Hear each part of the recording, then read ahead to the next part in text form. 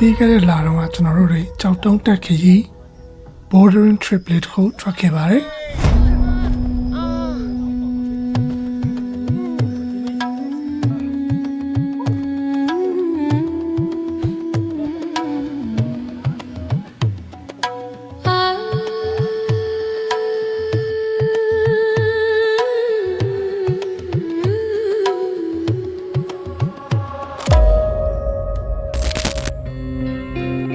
မနက်အစောကြီးမနက်4 နာရီလောက်ကိုကျွန်တော်တို့တငယ်ချင်းတွေ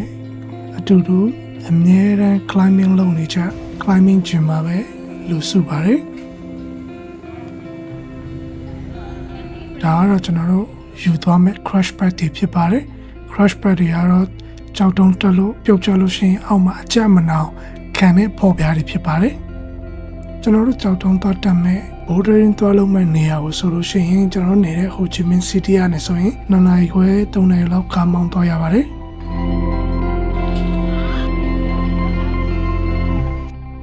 အခုကကျွန်တော်တို့ဒီနေ့ bordering ပေါ့နော်ကြောက်တောင်တက်ဖို့လာတာဖြစ်ပါတယ်ဒါကတော့ကျွန်တော်တို့ဒီနေရာကတော့ကျွန်တော်တို့အမြဲတမ်းtrail running လုပ်ရင်စပြီးစကန်ချတဲ့မနက်စာစားတဲ့နေရာဖြစ်ပါတယ်ဒီကနေပြီးတော့ဆင်ကြောက်တောင်တက်တဲ့နေရာကိုတစ်ခါထပ်သွားမှာဖြစ်ပါတယ်ကျွန်တော်တို့တစ်ခွဲလုံးဒီဘက်မှာကြောက်တောင်တက်မဲ့လူခွဲရောပြီးတော့လို့ရှိရင် trail running လုပ်မဲ့ခွဲရောစုံကြရပါတော့ဒီနေ့စနေနေ့မနက်ဆိုတော့ combat training လုပ်တဲ့နေ့ပါ Okay breakfast ဆောင်လိုက်ပါမယ်နွေတောင်ချိန်မှာဆိုင်လေးတစ်ဆိုင်ရှိနေတော့မနက်စာတော့အဆင်ပြေတယ်လို့မှာပြီးတော့စားလို့ရပါတယ်ကျွန်တော်ကတော့အမဲသားဆန်ခေါက်ဆွဲဖာပဲမှာပြီးတော့စားလိုက်ပါတယ်ဒ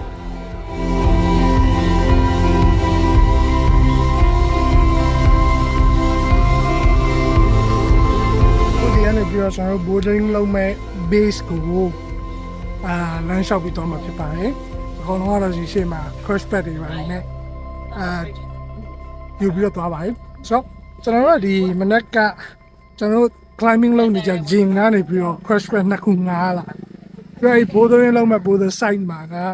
တခြား3-4 ခုလောက်ချက်ပြီးတော့ငားလို့ရမှာထင်တယ်ဒီလိုဆိုကျွန်တော်တို့တစ်ဖွဲ့လုံးကတော့လူပေါင်း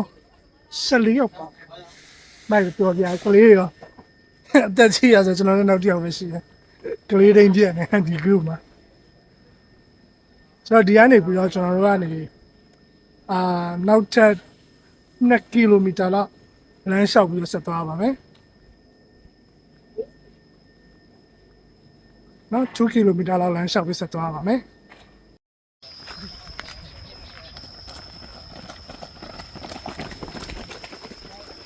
ကျွန်တော်တို့ခုသွားတဲ့နေရာက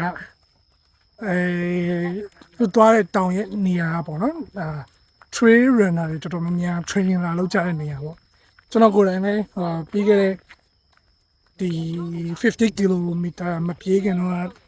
trail ကဒီနေရာမှာပဲ New Ying ကိုခေါ်တယ်ဒီနေရာမှာပဲလာပြီး training လုပ်ဖြစ်တာပေါ့ဆိုတော့ဆိုင်ကကျွန်တော်နေတဲ့ Ho Chi Minh City ကနေဒီနေရာဆို2 နာရီခွဲတော့ကားမောင်းပြီးတော့လာရတယ်များသောအားဖြင့်ဒီနေရာကတော့outdoor sport ကိုဝါသနာပါတဲ့လူတွေတော်တော်များများလာကြတဲ့နေရာပေါ့ဘာလို့လဲဆိုတော့ကျွန်တော်တို့နေတဲ့ဒီ Ho Chi Minh City ဆိုင်ကောင်ကကျွန်တော်များသောအားဖြင့်ကတောင်တန်းတွေပါတယ်မရှိဘူးပြအကောင်တော့ကျွန်တော်ရန်ကုန်လိုပဲ flatland ဘေးနားပတ်ဝန်းကျင်မှာနည်းနည်း outdoor လို့ဆရာနေရာတွေမရှိဘူးဆိုတော့အနည်းဆုံးဒီနေရာပေါ့နော်နွေYin Mountain လို့လည်းခေါ်တယ်ဒီနေရာအကောင်လုံးလာပြီး training လုပ်ကြတာပေါ့စနေတနင်္ဂနွေဒီလိုပိတ်ရက်တွေဆိုလို့ရှိရင်လူတွေအများကြီးပဲactive ဖြစ်တဲ့လူတွေနဲ့တွေ့ရပျော်ကြရပြီပေါ့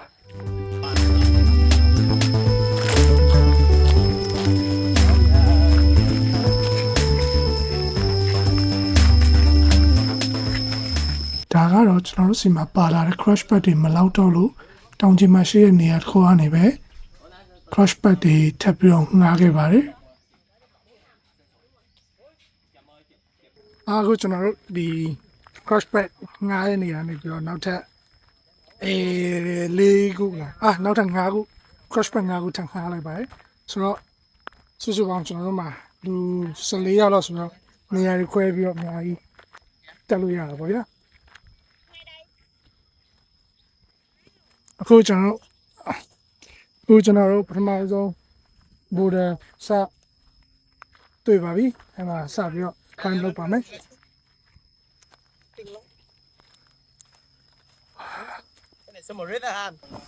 ဒါတော့ဒီနေ့တော့ပထမဦးဆုံးစပြီးတော့တက်ကြမယ်နေရာဖြစ်ပါတယ် warm up လုပ်မဲ့နေရာလို့လည်းပြောလို့ရပါတယ်တက်ရမယ် bro လွယ်လွယ်လေးတွေပဲဖြစ်ပါတယ်ကျွန်တော်တို့အခုတဘာဝတွေကိုရောက်လာပြီဆိုရင်မြို့ထဲမှာမြင်ရခဲ့တဲ့ခေါင်းလေးတွေကိုစပြီးတော့မြင်လာရပါတယ်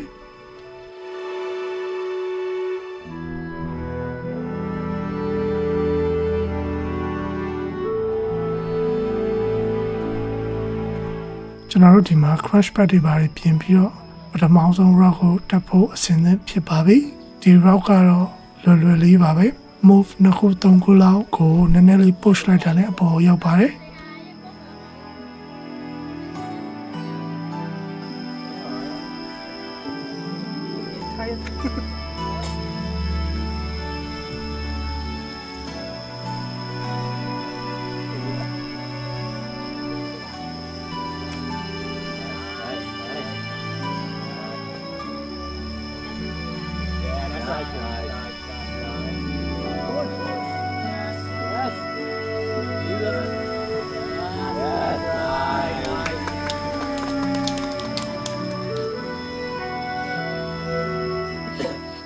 ကျွန်တော်တကယ်ချင်းနေလဲ warm up လုပ်တဲ့ move ကလွယ်တော့တခြားတက်လို့ရတဲ့တခြား side count move တွေကိုနည်းနည်းလေး try ကြည့်ကြပါမယ်ဒါကတော့ဒုတိယ border problem ဖြစ်ပါတယ်ဒီနေရာမှာတော့ technical move တွေနည်းနည်းပါလာပါပြီခေါင်းအားကြီးပဲတောင်းရတာမဟုတ်ပါနဲ့နည်းနည်း technical ပါတဲ့ move လေးနဲ့ရအောင်တက်ရမှာပါDạ lắm. Grim, do a grim. Go. Come on, Jimmy. Lên. Ping. Come on. Đứng hẳn chân lên đi, đứng bằng mũi chân á mình. Đứng bằng. border ရဲ့ဒီနေရာမှာအများကြီးရှိရဆိုတော့ကျွန်တော်တနေရာပြီးတနေရာပြောင်းပြီးတော့သွားမှာဖြစ်ပါတယ်ဒီမှာတော့ကျွန်တော်တို့ route ၄ခု၅ခုလောက်တော့ခွဲပြီးတော့တက်ပြီးပြီပေါ့နော်ဆိုတော့နောက်တနေရာနောက် border တွေဆက်သွားပါမယ်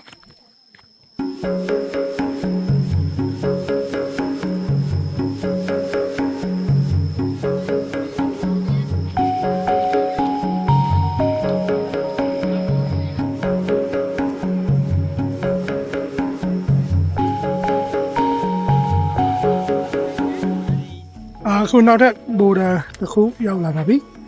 ဒီနေရာကြည့်ရတာပေါ့ Tao mình đi tam rồi. တော်တော်မိုက်တဲ့ပုံhigh ball လည်း high ball တော့မတက်ဖြစ်လာပါဘူးကျွန်တော် crash pad တွေလည်းမလောက်ဘူးလောက်ကြီး safe ဖြစ်မယ်တော့မထင်ဘူးကျွန်တော်ဒီအောက်က border လေးပဲတက်ပါမယ်ဒီနေရာမှာတော့နည်းနည်းပို့ပြီးတော့ cat တဲ့ border တွေရောက်လာပါပြီ technical strength ကပေါင်းပြီးတော့သုံးရမယ်နေရာတွေဖြစ်ပါတယ်ဒီမှာတော့ကျွန်တော်တို့ရွေးချယ်တဲ့6တုံးနှစ်ခုရှိပါတယ်ပထမတစ်ခုကတော့ technical move လေးနည်းနည်းလုပ်လိုက်တာနဲ့အပေါ်ရောက်မှဖြစ်ပြီးတော့နောက်တစ်ခုကတော့တိုးတက်ဖို့ခက်ပါတယ်အနည်းဆုံးကျွန်တော်တို့6တုံးတစ်ပတ်လေယူပတ်ပြီးတော့တက်ရတာဖြစ်ပါတယ်ဒါကတော့ကျွန်တော်တို့6တုံးတက်တဲ့သူတွေအများနဲ့သုံးနေကြ chalk pounder မြေပြူမှုန့်မဲ့ဖြစ်ပါတယ်အဲ့ဒါကတော့6တုံးတက်တဲ့အခါမှာလက်မှာချွေးထွက်လို့ရှိရင်ချောင်းမထွက်သွားအောင်ကြောက်သားတွေကိုကန်ပြီးတက်တဲ့အခါမှာပို့ပြီးတော့မြဲနေအောင်သုံးတဲ့မြေပြူမှုန့်ဖြစ်ပါတယ်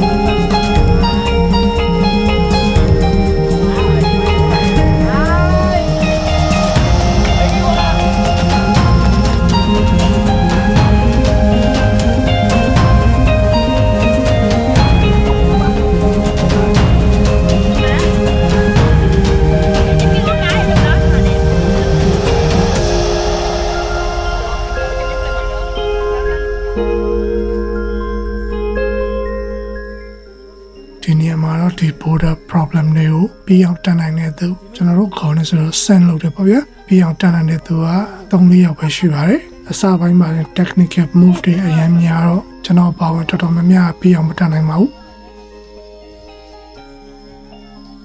ဆိုတော့ဒီနေရာနေကျွန်တော်နောက်တစ်နေရာထပ်ရွှေ့ပါမယ်ဒီနေရာမှာရှိတဲ့ border နှစ်ခုလုံးတော်တော်ခက်ပါတယ်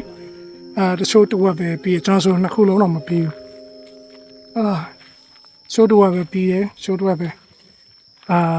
send လုပ်နိုင်မှာပေါ့နော်ဆိုတော့ခါကျကျွန်တော်နောက် border တစ်ခုထပ်သွားပါမယ်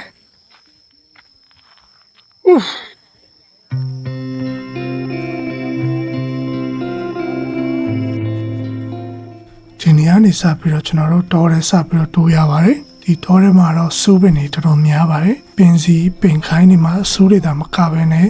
အရွက်တွေမှာပါစူးချုံလေးတွေရှိပါတယ်အဲ့ဒါတွေကတော့ထိမိလိုက်ရင်တော့နားတဲ့ပြင်တစ်နေ့လုံးရားနေတာပါဆိုတော့ကျွန်တော်တို့ပြုတ်ကြလို့ရှိရင်ဒါမှမဟုတ်ဒီတောထဲတိုးတဲ့အခါဆိုလို့ရှိရင်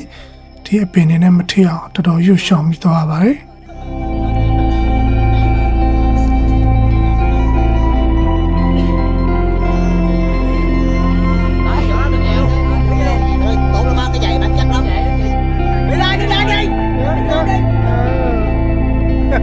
ဒီနေရာက border တော့ကျွန်တော်တို့ dams အရာကတော့ slab border ဖြစ်ပါတယ်အဲ့ဒါကတော့မျက်နှာပြင်ပြောင်ချောနေတဲ့ကြောက်တုံးရိုးခုံအားထက်ကျွန်တော်တို့ဒီ technical move တွေပို့ပြီးတော့သုံးရတယ်ပြီးတော့ခန္ဓာကိုယ် balance ပေါ့နော် balance မအောင်ထိန်းပြီးတော့ body ရအောင်တက်ရတဲ့ကြောက်တုံးမို့လို့ကျွန်တော်တို့က slab border လို့ခေါ်တာဖြစ်ပါတယ်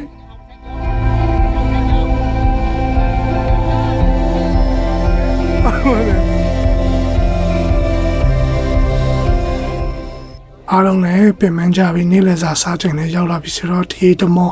ခဏအိပ်ပြီးတော့နေ့လည်စာစားကြပါတယ်ဒီတောင်ကြီးမှာရှိတဲ့ဆိုင်လေးမှာပဲကျွန်တော်တို့ရိုးရိုးရှင်းရှင်းလေးပဲမှာပြီးတော့စားလိုက်ပါတယ်မြတ်ဆဆလို့မရပါဘူးအဲ့ဒီမှာတော့အရွက်ကျော်ကျဲဝကျော်ဝတ်သားခင်အဲ့ဒါလေးတွေပဲရပါတယ်နားပြီးတော့ကျွန်တော်တို့ဆက်ပြီးတော့ကြောက်တုံးပြန်ဆက်တက်ပါတယ်ဒီ border problem တွေကတော့ဒီနေ့အတွက်အခက်ဆုံးနေရာလို့ပဲပြောမှာပါဒီနေရာမှာရှိတဲ့ problem ကတော့ underclaim လုပ်ပြီးတော့ကျွန်တော်တို့တောက်လျှောက် traverse သွားပြီးတော့အပေါ်တက်မှာပါတခြားတစ်ဖက်မှာလည်းနည်းနည်း technical ပို့ပြီးတော့ cut border problem တွေရှိနေပါသေးတယ်အဲ့တော့ကျွန်တော်တို့ also နှစ်ခုခွဲပြီးတော့ဟိုဘက်ကဒီဘက်ကမျှပြီးတော့တက်ကြပါတယ်ဒီနေရာမှာကတော့တော်တော် cut border problem တွေကြီးပဲဆိုတော့တော်တော်များများ send မဖြစ်ပါဘူး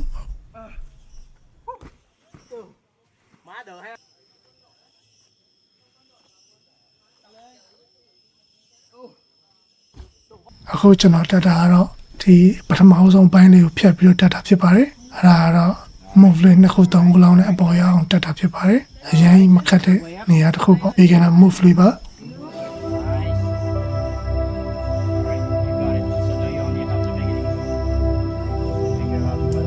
ကျွန်တော်တကယ်ချင်းနေလိုက် online ခိုက်ပုတ်တွေမှာပါတယ် border problem နောက်တစ်ခုကိုဆက်ပြီးတော့ try ကြပါတယ်ဒါကတော့ပုံမှာရှိတဲ့ cramp တေးသေးလေးကိုမိအောင်ကန်ပြီးတော့အပေါ်ဆက်တက်ရမှာဖြစ်ပါတယ်ဒါပေမဲ့ဒီနေရာမှာ strength ကို technical move တွေတော့သုံးရတာဖြစ်ပါတယ်ဒါပေမဲ့လည်းကျွန်တော်တို့ဒီနေရာအရင်ခက်တော့မနေယူစူးစမ်းပြီးတက်နေကြရပါတယ်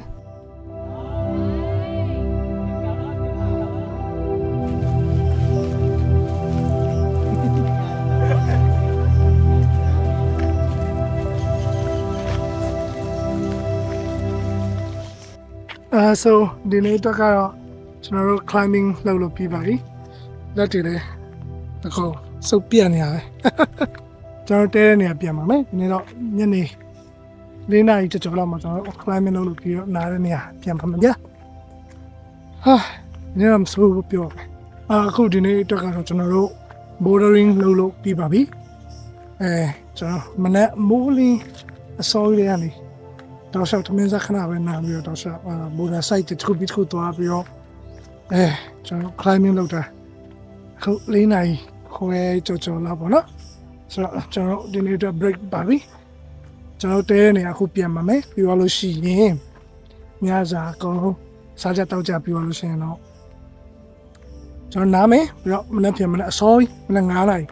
ထားပြီးတော့စားကြတဲ့ border site တွေဒီလိုပဲကျွန်တော်အကုန်လုံးတူတူသွားပြီးတော့ထပ်ပြီးတော့ climb လုပ်ပါမယ်ပြီးတော့မှနေခင်းမှာ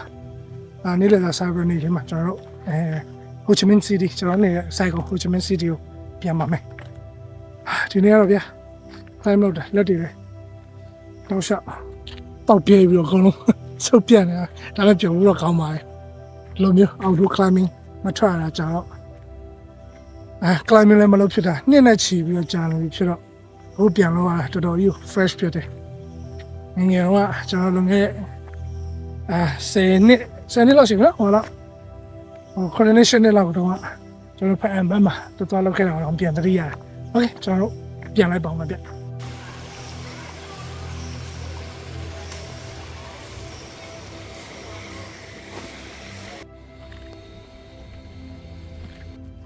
ဆိုဒီနောက်ကဘန်ဂလိုလေးတွေကကျွန်တော်တို့တဲတဲ့နေရာပေါ့အကုန်လုံးကျွန်တော်14ယောက်လုံးဒီမှာအကုန်လုံး3ခုယူပြီးတော့အကုန်လုံးတူစုနေကြတယ်ညနေကျရင်တော့ကျွန်တော်နာရီမိုးချုခဏနာပြီးညသာစား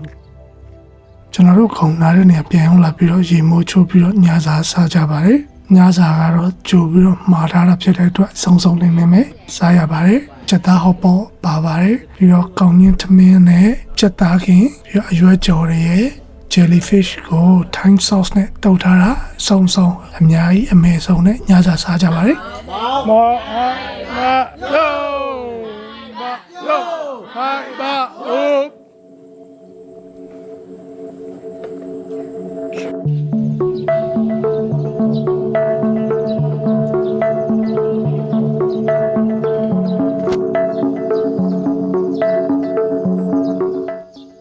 Hello, good morning, ma.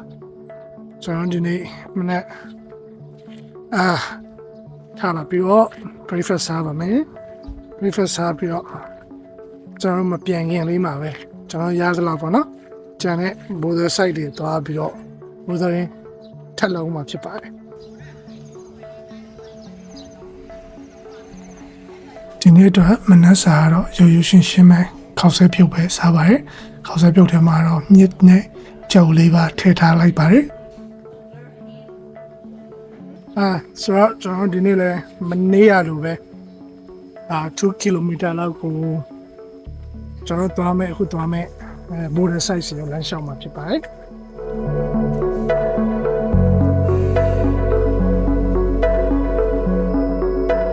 ဒီနေ့တော့ကတော့မနေ့ကနဲ့မတူတဲ့လမ်းကြောင်းတစ်ခုကိုရွေးပြီးတော့မနေ့ကနဲ့မ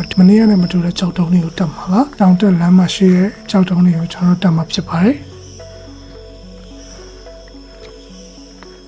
တကယ်တမ်းလေတောထဲမှာတကယ် essential လေမရှိမဖြစ်ရလေတကယ်တမ်းရက်တောင်ရမ်းပူလာပဲဟုတ်တယ်နောက်က hiking လို့ဒီ Avenger တောထဲမှာရက်တောင်တစ်ခုမဖြစ်မနေဆောင်လာelectric fan တွေပါဆိုအားတွေပါတွင်းနေရတယ်ရက်တောင်ဆိုလုံးဝ natural ပဲ so good oof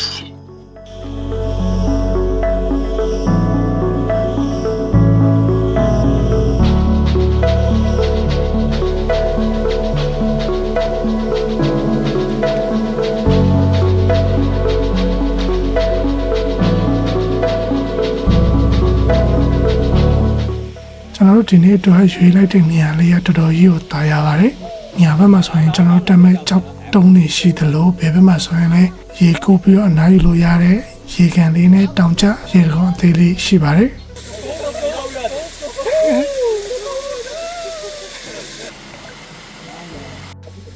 အခုကဒီနားမှာရေတခွန်လေးပေါ့နော်။အပန်းပြေလို့ရရေတခွန်လေးတွေ့လို့ကျွန်တော်တို့ရှာဖို့လုပ်နေတဲ့ဘော်ဒါတွေခဏမရှာတော့ဘဲနဲ့ခဏလေးရေစိမ်းနဲ့ခေါင်းစင်းပြီးနားနေကြတယ်။ရန်ပူတဲ့ချိန်ဆိုဒီချိန်လေးကဘာမိုက်တယ်ဒီနေရာစိုးတာလို့ခေါ်ပြဒီဘက်မှာဒီစနေတနင်္ဂနွေဆိုလို့ရှိရင်မိသားစုလာပြီးတော့အပန်းခြေကြတဲ့နေရာလေးပေါ့ဗျကျွန်တော်မြန်မာမှာဆိုလို့ရှိရင်ကြိုက်ထီဦးနာကစောင်းတိုင်းကြီးရေတူအဲ့လိုမျိုးနဲ့နည်းနည်းတော်တော်ဆင်းတယ်တော့သွားကြတဲ့တောင်တက်ချောင်းကြီးနဲ့ရေတူကောင်လေးနဲ့ဒီဘက်မှာတို့ခဏတာပေါ့နော်စမ်းပြေကိုလောက်တာဒီကြားကြီးလာပြီးတော့စားကြတက်ကြလေးနဲ့စောကြရေစောကြပေါ့ဗျပုံမှန်စနေတနင်္ဂနွေဆိုလို့ရှိရင်ဒီညလူတွေကတော့မများနဲ့စီရားနေတယ်ဝီဂျေတွေမန်ဒီကနေ Friday လောက်ထိဆိုတော့လည်းနည်းနည်းကျဲလာပြီ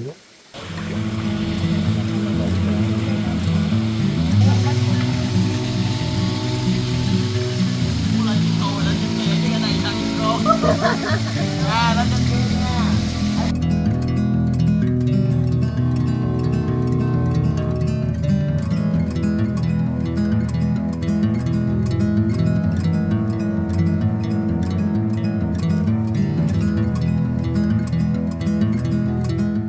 နေ့တက်မဲ့နေရာမှာလဲတစ်မင်းပင်လို့အဆိုပင်ကြီးရှိပါတယ်ကျွန်တော်တို့ဒီနေ့ရွေးချယ်လိုက်တဲ့နေရာကတော့ border problem နှစ်ခုရှိပါတယ်ကျွန်တော်တို့လည်းစပြီးတော့တက်ကြဖို့ ready ဖြစ်ပါပြီဒါကတော့ border အသေးလေးဖြစ်ပါတယ်အသေးလေးဆိုပေမဲ့လည်းကိုင်းရတဲ့ဟိုးတွေကတော်တော်ရွချွန်မြနေပြီးတော့လက်တော်တော်နာပါတယ်ဒီကတော့ border အကြီးပါအဲဒီမှာကတော့တော်များများကတော့ပြောင်ချောနေပြီးတော့ foot hole နေရာ hand hole နေရာတော့မနေရှာပြီးတော့တက်ရပါတယ် technical ရတော်တော်ရွခတ်တာမို့လို့ကျွန်တော်တို့တကယ်ချင်းနဲ့အကုန်လုံးလဲအခက်တွေ့နေပါတယ် move လေးနှစ်ခုသုံးခုလောက်ရပြီးတော့အပေါ်ရောက်ဖို့တော့မနေစူးစမ်းပြီးတော့တက်နေရတဲ့ border problem ပဲဖြစ်ပါတယ်အကုန်လုံးကတော့ lam shot သေးပဲနဲ့တယောက်တစ်လဲစီ try ပြီးတော့တက်နေကြတာပါ technical ရအရင်ခက်တဲ့နေရာဖြစ်တော့ဘယ်သူမှစမ်းမလုံးနိုင်ပါဘူးဆိုတော့ကျွန်တော်တို့လည်း light shot ပြီးတော့ဒီနေ့အတွက် break လုပ်လိုက်ပြီးတော့နေလဲအရင်ပုံနေတာမို့လို့ရေကန်ထဲကိုရေစင်းစိန်ကြပါတယ်